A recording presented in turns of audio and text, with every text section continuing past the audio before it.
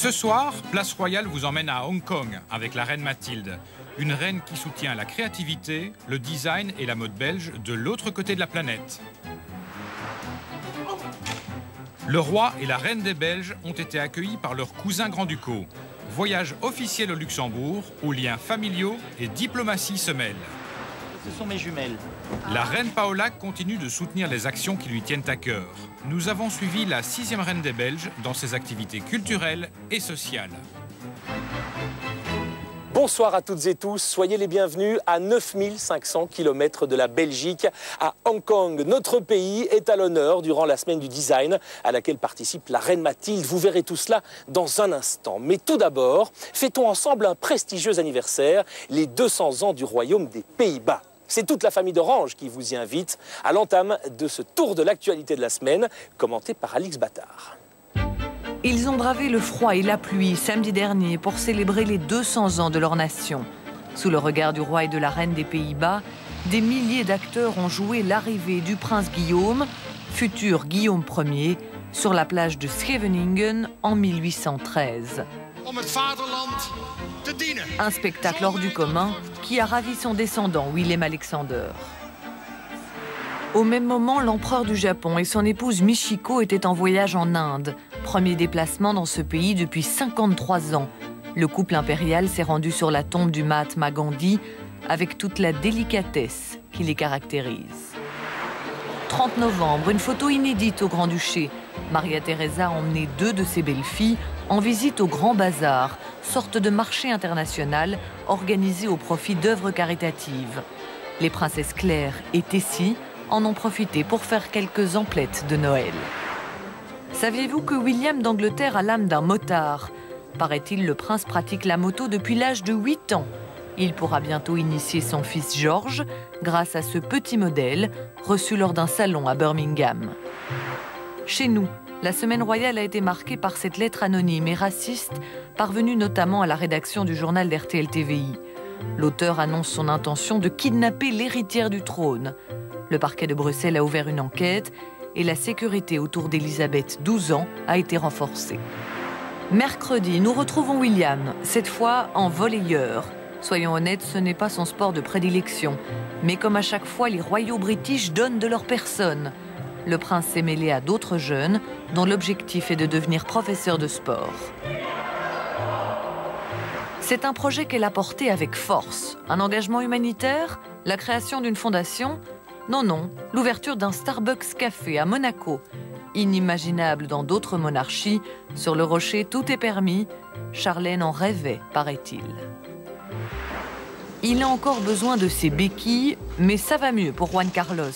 Opéré à la hanche il y a 2 semaines, le roi d'Espagne a repris doucement ses activités en ce 4 décembre. Aux côtés de la reine Sofia, il assistait à la prestation de serment des nouveaux membres du Conseil général du pouvoir judiciaire espagnol.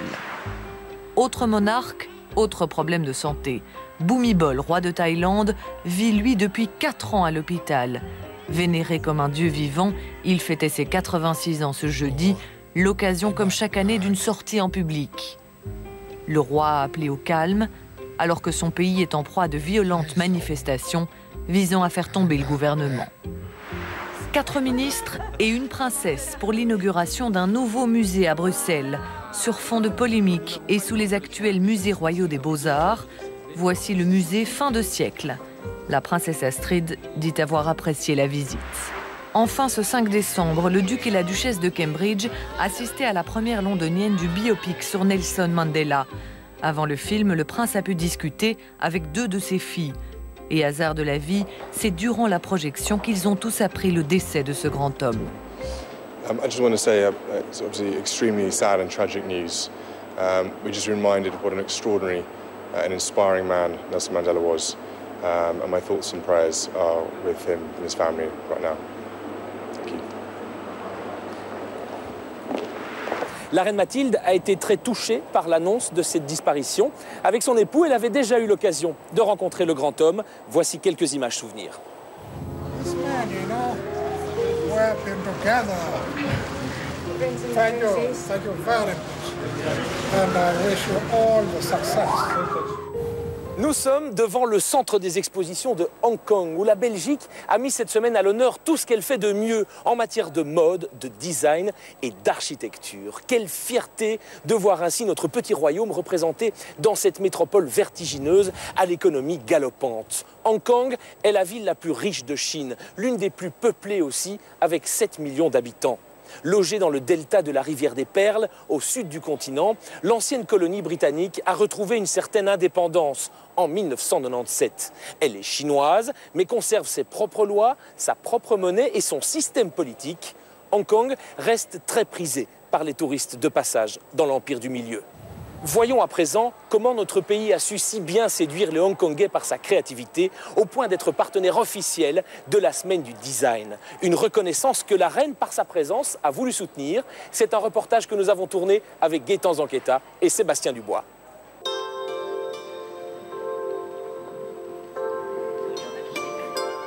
Mercredi 15h, la reine Mathilde débarque à Hong Kong. Une troisième visite au pays des gratte-ciel et de la mode. Car avec Shanghai, Hong Kong est la ville la plus fertile du continent asiatique en matière de création. Autant dire que pour les Belges, percer dans le secteur est un véritable défi. Ce soir, tapis rouge pour l'ouverture de Dress Code, la souveraine est très attendue.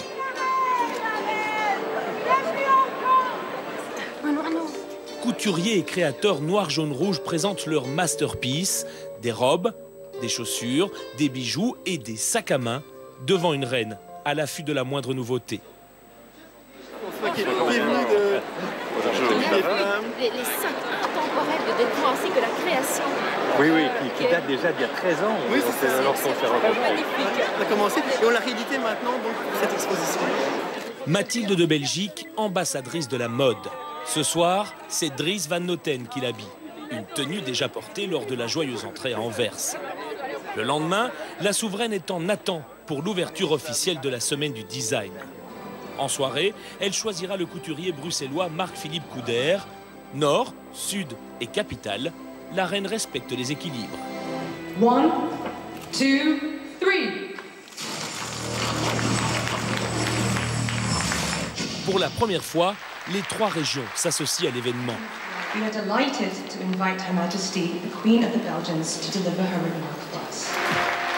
La reine Mathilde a proposé spontanément sa participation, consciente de l'intérêt que porteront les médias internationaux. It is always a pleasure to come back here. Hong Kong is such a vibrant and inspiring place. Business of Design Week Forum is an excellent opportunity for my country.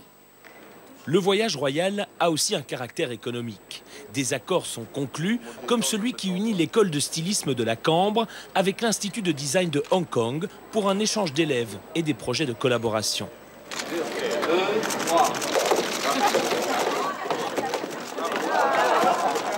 Percer la coque pour découvrir notre surréalisme.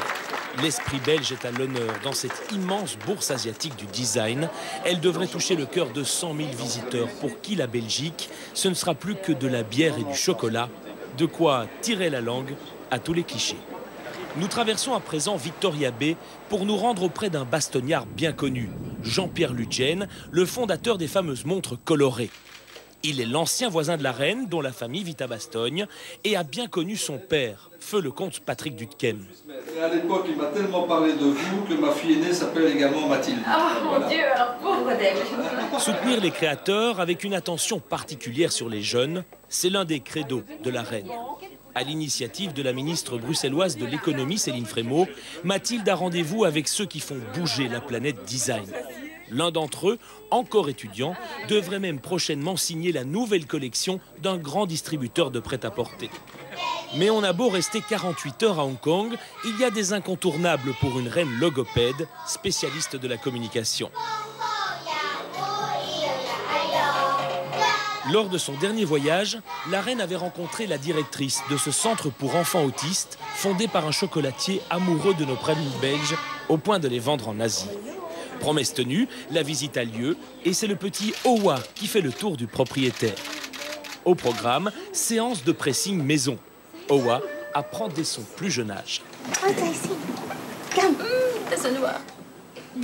Peu rompus aux us et coutumes belges, des journalistes hongkongais tenteront tout de même une interview de la reine Mathilde, sans succès. En revanche, si ce matin Nelson Mandela faisait toujours la une des journaux, notre souveraine n'était pas bien loin.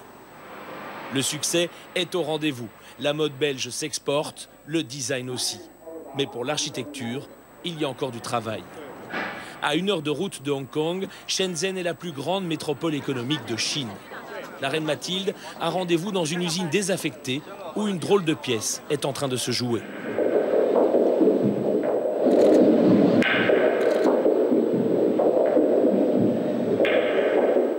La souveraine est invitée à inaugurer la Biennale d'architecture où 20 bureaux belges sont représentés.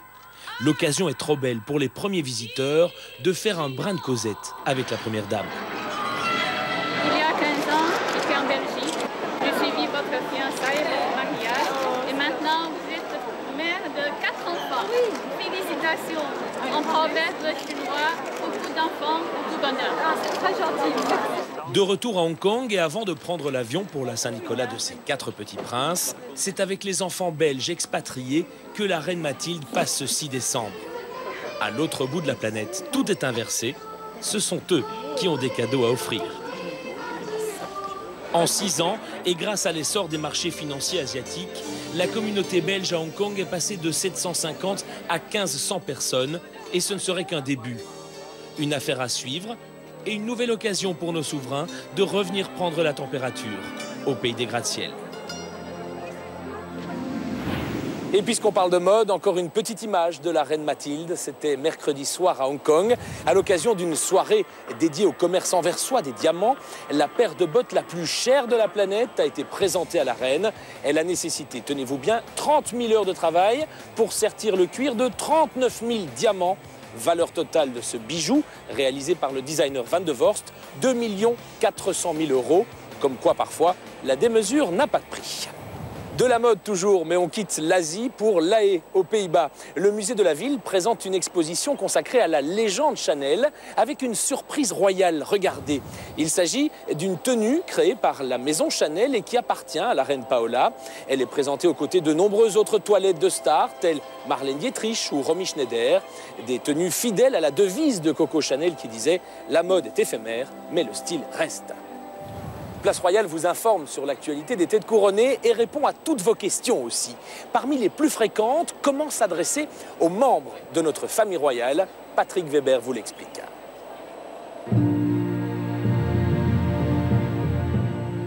Le protocole n'est pas une science exacte, mais il désigne des règles qui sont d'application notamment à la cour. Parmi les questions les plus fréquentes revient la manière dont il faut s'adresser au roi, à la reine ou au prince. Examinons les différentes possibilités. Devant le roi, vous avez le choix entre sire ou majesté. Si vous lui adressez un courrier, vous utiliserez majesté. Vous écrirez par exemple à sa majesté Philippe, roi des Belges. Mais si vous êtes face au souverain, vous le nommerez sire. Face à la reine, vous avez le choix entre madame ou majesté. Et si vous êtes face à des princes de sang, vous opterez cette fois pour Monseigneur ou Votre Altesse, s'il s'agit d'un homme, ou Madame ou Votre Altesse, s'il s'agit d'une femme. Pour nous résumer, si vous respectez la règle de majesté pour les souverains et d'altesse pour les princes de sang, vous ne commettrez pas d'impair. Vous avez d'autres questions, des informations à nous communiquer? Nos coordonnées s'affichent au bas de l'écran. Notez-les bien d'ailleurs, car elles vous permettent de remporter des cadeaux. Nous avons plusieurs exemplaires de l'année royale 2013 à vous offrir. Toute l'actualité de ces 12 derniers mois en collaboration avec Ciné Télé Revue et Place Royale. Rendez-vous comme d'habitude sur Facebook, par email ou par simple carte postale. Hong Kong vous ouvre grand les bras dans un instant avec encore bien des surprises royales. Restez avec nous. Après la pause, Place Royale revient sur une visite officielle au Luxembourg, les engagements de la reine Paola et les actions du prince Laurent.